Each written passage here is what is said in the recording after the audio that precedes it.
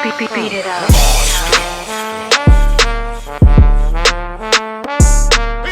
But listen, you said coming in the game. You said coming in the game, right? But earlier you said you did shit for Big L. So it was a gap between when you did shit with Big L and then you started doing shit for everybody else? Like a 1 year gap. Like a 1 year gap. Ether came with L. L passed away in 99. Ether was 2001, I believe. Damn, that's crazy. It don't even seem like those times don't feel like they add up, because back then the time seemed so, like when we were younger, time seemed so much bigger. Pause. Like nowadays, 2 years feel like 2 hours now. Back then. That's because death is coming. Yeah, it was real. Ron, what's up with your single? I started this. What's up? I've been seeing that floating. I've been seeing you getting a lot of love on the radio stations and all that. I'm like, yes, like, you know, not only am I happy for you, that also helps what we getting ready to do. I'm like, yes, like, you know what's funny? With that?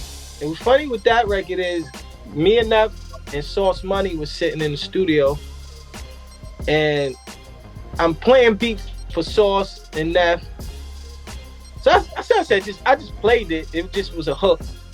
And Neff and Sauce was like, that joint is all right. Sauce was like, I can't rhyme to something like that, but yo, that's kind of hot. I was like, well, that's hot. And he's like, yeah, that joint kind of catchy. And then when they left, I put it like 2 sneaky verses on there. and then gave it out. And then, you know, shout out to Drewski. Drewski started playing it on Hot 97, and then all the DJs supported it. Like, I guess it just fit the frequency right now. You know, the record is called I Started This. And I pretty much took a break from putting out like records like that. But then I started hearing my influences. Every time I turn on the radio, I'm like, yo, this is my influence on all of these joints. And it's not, I love what the artists are doing. I don't want people to get it misconstrued. I love what they're doing, but I feel like I did start it. Like, because when I was doing the melodic rap, I remember people, they was putting me on R&B billboards. I was like, what am I doing there? Like, I'm a rapper. They didn't know where to place melodic rap. And they like, yo, they would ask me, yo, what is that you do? It's not rapping, it's not singing. They didn't know, but now it's like, oh, melody rappers. That was the category, like, you're a melody rapper now. So I just felt like I started a wave and got crucified for it because, you know, Jay-Z dropped the D.O.A. He took a little bit of money out of my pocket.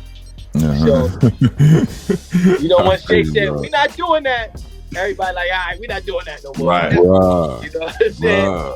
So, when Jay dropped D.O.A., niggas turned their back on me. I'm just keeping it all the way funky. They turned their back. It was like, that joint corny. You know, the melodic rap is corny. And then Future emerged from the South.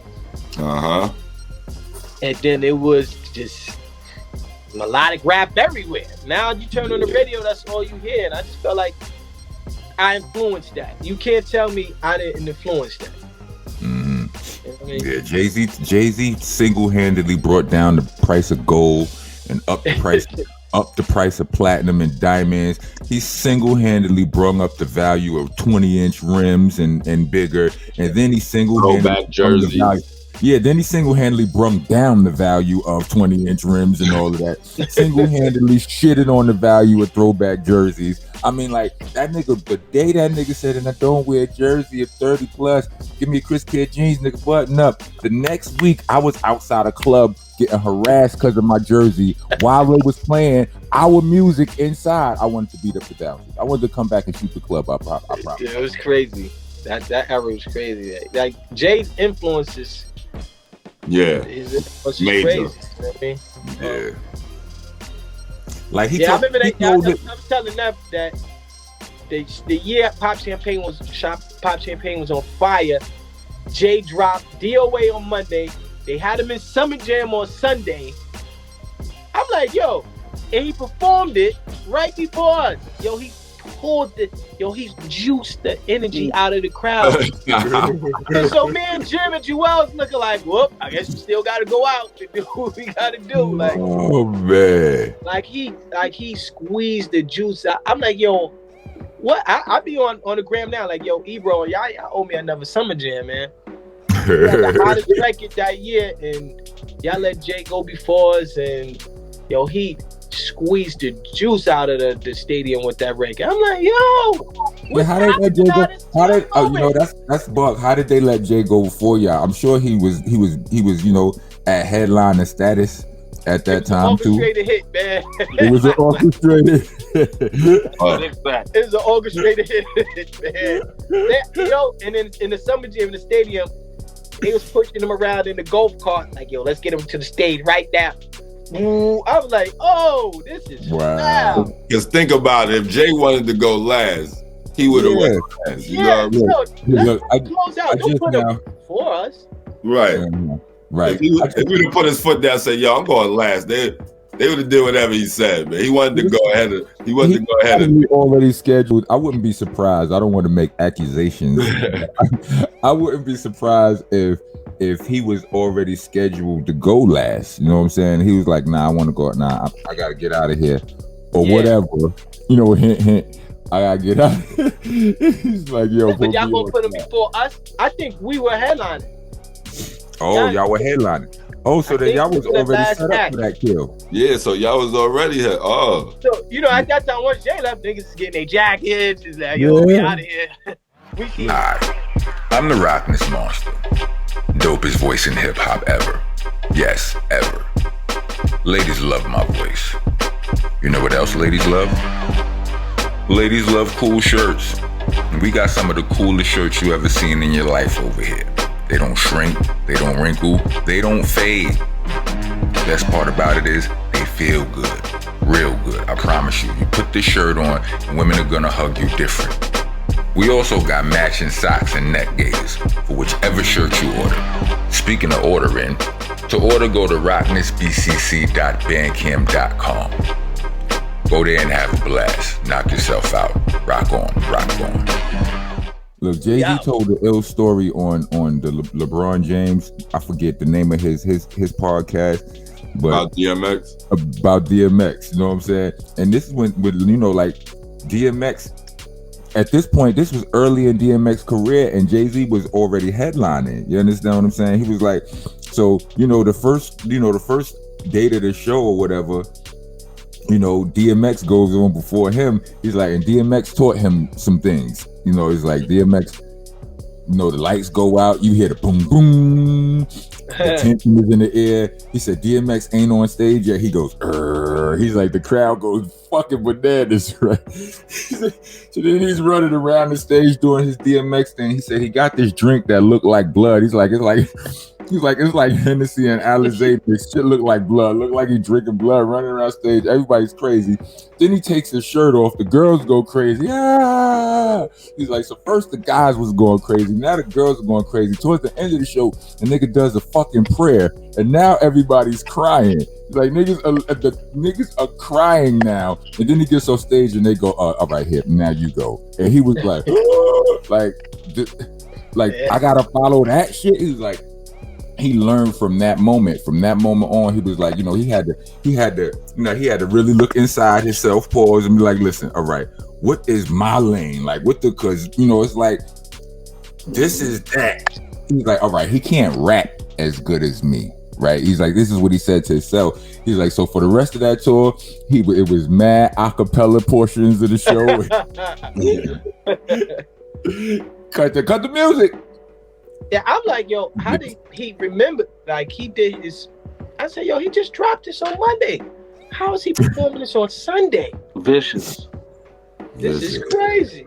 And but people it's a little sneaky tactic as far as it's competitive. I get it. You know what I mean? Like, yo, I'm gonna come out body shit.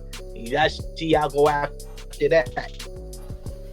I used to have to do some shows with Buster too. Buster got that energy to him. Oh man, that's hard. They rip stages like that too. Run DMC too.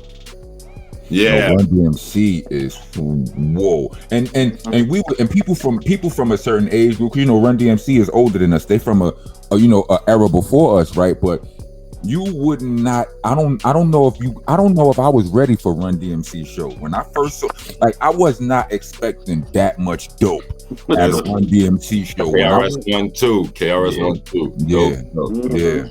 Redman, Method Man, dope. But that, you know, I realized even in artistry, that is definitely an area that artists need to study as well. Like performing, that's a whole nother monster, man. Yes. And engaging with the crowd and you know, and the greats, they study that and get that part right. You know, right? Right. I'm at that level too. I'm like, yo, I gotta start figuring out how to body shit, because you can have dope records, and somebody could come that might not have as many dopest records as you, and they could body shit just because they know how to engage with the crowd. They know how to perform, and they know how to perform. Right. Like, that is definitely a skill. And in this era, that shit is all about looking cool and shit. It's not, people don't really perform. Man. I ain't gonna say no names, but I watched a young boy go perform. I think I was with you, Rock. Not sure, but he lip synced the whole thing. He was rapping. And that's what they do now too. That's another thing they do now. They let the music play. The nigga had the mic on his shoulder, walking around the crowd like on his shoulder. He was walking around like this, and them niggas was singing it for him. And it was just like, I was like, oh, this is what. Oh, okay. I mean, well, listen. Here's the thing: if the audience can say your lyrics for you, then you've won. Fire. You've won, right? You understand what I'm saying? But if you got the mic over your shoulder and it's just the fucking your track playing your lyrics, then you need more training. You know what I'm saying? I think, in my opinion, that's mine too. Thank you for listening to Monsta Mondayz podcast. Please join us every Monday from 8 to 10 p.m. West Coast time and 11 to 1 a.m. East Coast time. Every single Monday, Monsta Monday on the Dash app. Also, check out these awesome shows from the rest of our podcasting family.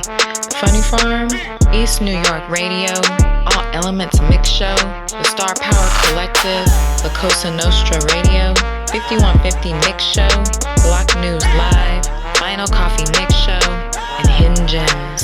Check them all out under the Delicious Vinyl radio station.